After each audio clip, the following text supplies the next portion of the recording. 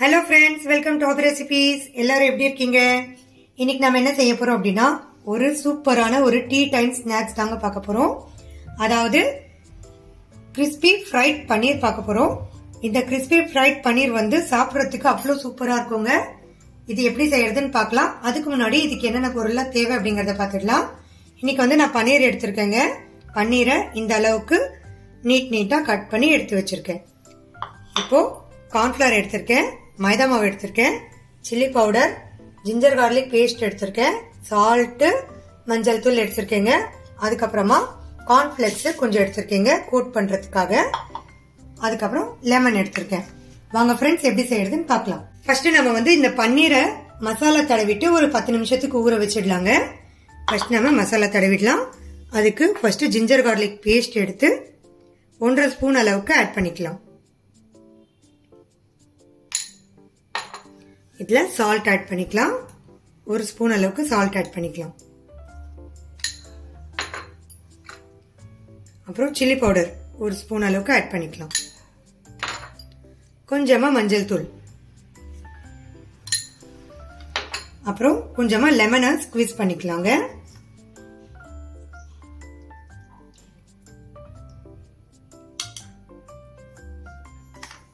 இதுல லெமன் எப்பவுமே நம்ம ஸ்குவீஸ் பண்ணும்போது அதோட சீட்ஸ் இதுல பட்டுன்னா எடுத்துருங்க, கசப்பா இருக்கும்.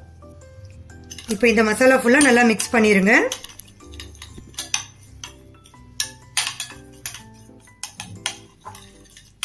இப்ப இதுல எடுத்து வச்சிருந்த பன்னீரை ஆட் பண்ணிடலாம். பன்னீர்ல மசாலா தடவும் போது ரொம்ப கேர்ஃபுல்லா தடவுங்க. இந்த பன்னீர் வந்து உடைஞ்சிரும். மெதுவா கைய வச்சு இதுல மசாலா தடவிக்கோங்க.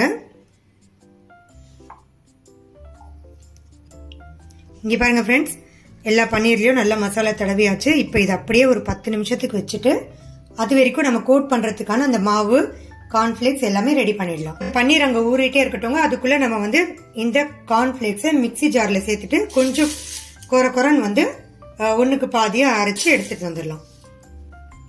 இங்க பாருங்க ஃப்ரெண்ட்ஸ், நம்ம கார்ன்ஃபிளேக்ஸை இந்த அளவுக்கு அடிச்சு எடுத்துட்டு வந்தாச்சுங்க மிக்ஸி ஜார்ல சேர்த்து. இப்ப இதை ரெடி பண்ணி வச்சுட்டோம். இப்போ இதுக்கான மாவு ரெடி பண்ணிடலாங்க. கோட் பண்றதுக்கான மாவு நான் இன்னைக்கு கார்ன்ஃபிளவர் எடுத்திருக்கேன். 1 ஸ்பூன் ஃபுல்லா சேர்த்துக்கலாம். தேவைப்பட்டுச்சுன்னா திருப்பி சேர்த்து ஆட் பண்ணிக்கலாங்க. ஏன்னா இந்த மாவு வந்து நம்ம கோட் பண்றதுக்காக மட்டும்தான், இல்லைன்னா வேஸ்ட் ஆயிடும். நம்ம அதிகமா சேர்த்துட்டா வேஸ்ட் ஆயிடும். இதுக்காக இந்த இவ்வளவு சேர்த்துக்கிறேன். மைதா மாவு 1 ஸ்பூன் ஃபுல்லா சேர்த்துக்கலாம்.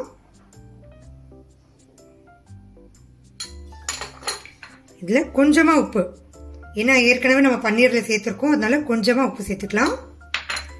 கொஞ்சமா மிளகாய் தூள் சேர்த்துக்கலாம். இப்ப இதை தண்ணி சேர்த்து நல்லா கலந்துக்கலாங்க. தண்ணி சேர்த்து நல்லா கரைச்சிக்கலாங்க. ரொம்ப திக்காவும் இல்லாம தின்னாவும் இல்லாம கரைச்சிக்கோங்க.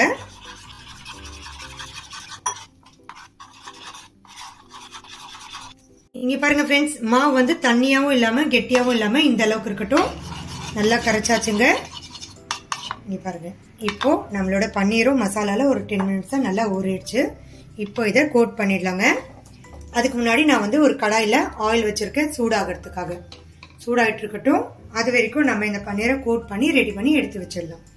இங்க பாருங்க ஃப்ரெண்ட்ஸ், பன்னீர் எடுத்து இந்த மைதாவோட பேட்டர்ல டிப் பண்ணிடலாம். இப்போ இதை எடுத்து அப்படியே நம்ம கார்ன்ஃபிளவர்ல போட்டுடலாம். இப்போ இதை நல்லா இந்த மாதிரி கோட் பண்ணிடலாம்.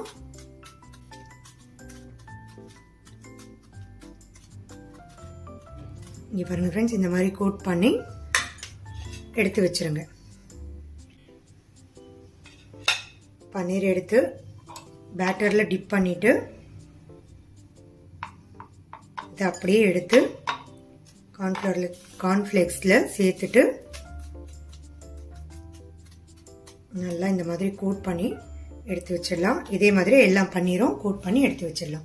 இங்க பாருங்க ஃப்ரெண்ட்ஸ், எல்லாம் பன்னீரும் சூப்பரா கோட் பண்ணி எடுத்து வச்சாச்சு. இப்போ இதை ஃப்ரை பண்ணி எடுத்துடலாங்க.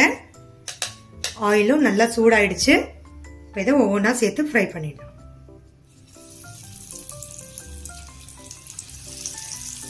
ஆயில மீடியம் ஃப்ளேம்லயே வச்சுக்கோங்க, ஹைல வச்சிடாதீங்க.